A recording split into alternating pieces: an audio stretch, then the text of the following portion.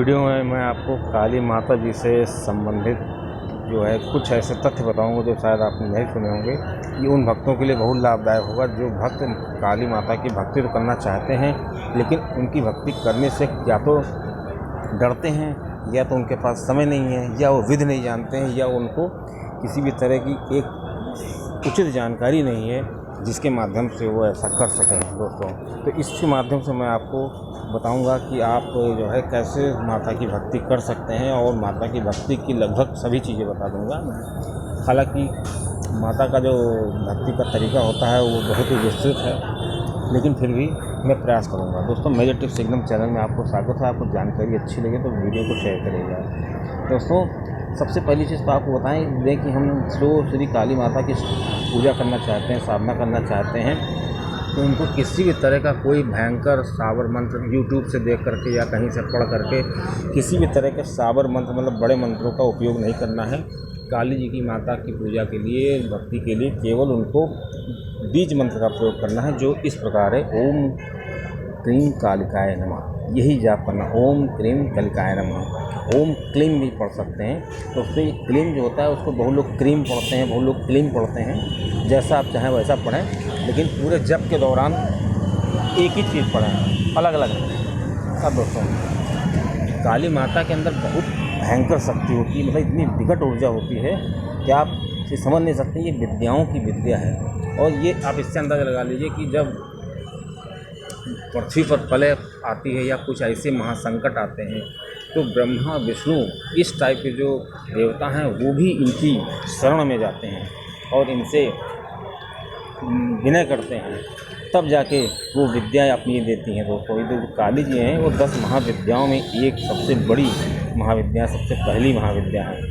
अब दोस्तों, आपको बता दें कि इनकी माला का जाप किस माला से करना चाहिए। दोस्तों, काली जी की माला का जाप जो है हमें रुद्राक्ष की माला से करना चाहिए। हम काले हकीक की माला से भी कर सकते हैं। काला हकीक का मतलब होता है काला पत्थर आता है। अब दोस्तों, हम आपको ये बता दें कि ये जो काली जी की जो पूजा करते हैं वो उसका उचित समय क्या है। दोस्तों, माँ काली की पूजा करने का सबसे बढ़िया समय है रात में 10 बजे से लेके सुबह 3 बजे तक। आपको इसी में इसमें पूजा करनी चाहिए।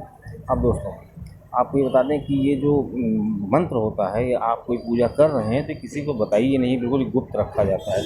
और अगर आपसे कोई कहे, जैसे आप थोड़े दिन पूजा करेंगे, साधना करेंगे, तो उसके बाद आपके अंदर अपने आप घमंड आ जाएगा, प्राउड आ जाएगा, और ये आ जाएगा कि अरे हम तो बहुत कुछ जान गए हैं, हमारे अंदर शक्ति आ गई है।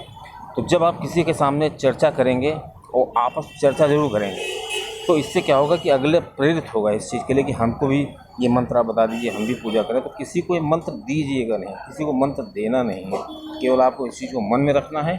और काली जी का जो मंत्र होता है वो मन में जाप किया जाता है, इसको बोल बोल करके जाप नहीं किया जाता है। मतलब इसमें जो आपको बातें बता रहे हैं बहुत ही गूढ़ बातें हैं, ये बहुत ही बड़े महात्माओं से आप सीखेंगे जा करके, वो मैं आपको बता रहा हूँ। अब दोस्तों, आपको बताएं जो काली जी की ऊर्जा होती है, जब आप पूजा करने लगेंगे, साधना करेंगे, तो आपको किस तरह की ऊर्जा सपने में दिखेगी या आपका ऑरा में किस तरह की ऊर्जा होगी, वो आपको बताएं। ब्लू रंग और रेड रंग की एनर्जी इनसे आपको प्राप्त होगी, ब्लू फ्लेम। अब दोस्तों, काली माता को जो फूल पसंद है वो कमल का फूल, गुलाब का फूल, गुड़हल का फूल, मतलब जो फूल होने चाहिए वो लाल कलर के होने चाहिए।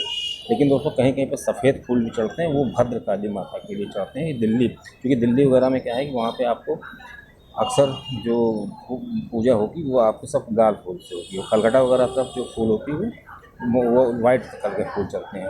दोस्तों, ये कोई बहुत छोटी बात है, लेकिन माता को कुमकुम जरूर अर्पित करें। जो काली माता के पुजारी होते हैं, भक्त होते हैं, उनको माता को कुमकुम नहीं अर्पित करेंगे तो पूजा अधूरी, साधना अधूरी मानी जाएगी। अब दोस्तों, आपको बता दें कि जब जो है संकल्प लेके करें, तो जब हम करते हैं संकल्प लेकर के, तो कुंडली के हमारे चक्र जो होते हैं वो जागृत होते हैं, कुंडली जागृत होती है।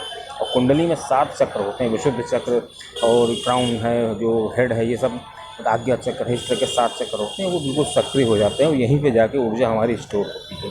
तो जब हम मंत्र का जाप करते हैं तो हमारी जो ये कुंडली जो है वो जागृत हो जाती है, चक्र जागृत हो जाते हैं, मतलब ऊर्जा इसमें बहुत ज़्यादा आ जाती है।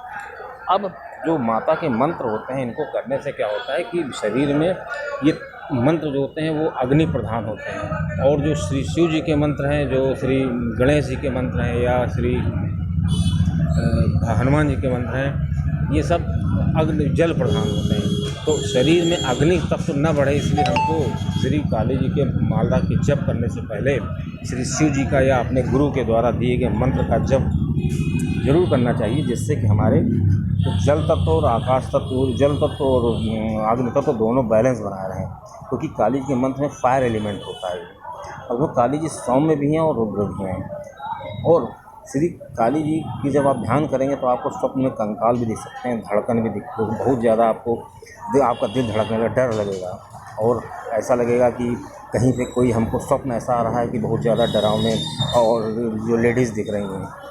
और इस साधना के दौरान जो भक्त होंगे उनके अंदर काम वासना भी जागृत होती है, क्योंकि जो माता की योगिनियाँ होती हैं वो परीक्षा लेती है, बहुत ही विकट परीक्षा होती है काली जी की साधना में, इसलिए बहुत सावधान रहें। अगर आप अपनी परीक्षा में अडिग नहीं रहे तो आपको लेने के देने ही पड़ सकते हैं। और ब्रह्मचर्य का पालन दोस्तों करना बहुत ज़रूरी है। तो काली जी की जो साधना होती है वो ट्यूसडे और सैटरडे, मतलब मंगलवार और सैटरडे को ही ज़्यादा पूजा की जाती है।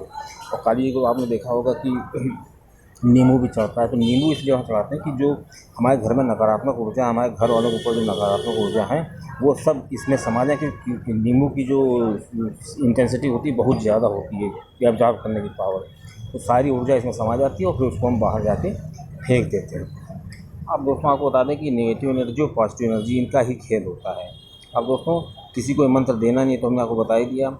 अब मैं आपको बताऊंगा कि जो ऊर्जा है, ये हमारे अंदर जो ऊर्जा है वो इतनी ज़्यादा ऊर्जा आ जाती है कि जो चाहे दुर्गा जी की पूजा करें या माता जी की पूजा करें, तो ये ऊर्जा को कैसे हम बैलेंस करें, सबसे बड़ा खेल इसी का होता है। मतलब लोगों को जो डर होता है कि काली जी की पूजा करेंगे तो ऐसा हो जाएगा, कहीं ऐसा ना हो, डर लग जाए, कहीं ऐसा ना हो, तो उसका एक आपको मंत्र बता दें। कभी भी आपको काली जी की पूजा करनी हो, उपासना करनी हो, साधना करनी हो, तो सबसे पहले आप गणेश जी की 1 माला करिए या 2 माला करिए, फिर बटुक भैरव जी की साधना जरूर करिए। उसके बाद अपने गुरु के द्वारा दिया गया मंत्र का जाप करें जितना ज़्यादा हो सके। अगर आप गुरु मंत्र नहीं है तो आप श्री शिव जी को भी गुरु बना सकते हैं, और आप बिना श्री शिव को गुरु बनाए श्री शिव जी का पंचाक्षरी मंत्र ओम नमः शिवाय का जाप कर सकते हैं। और इस मंत्र को जितना ज़्यादा करेंगे, ज़्यादा से ज़्यादा, तो उतना ही ऑरा आपका मजबूत होगा।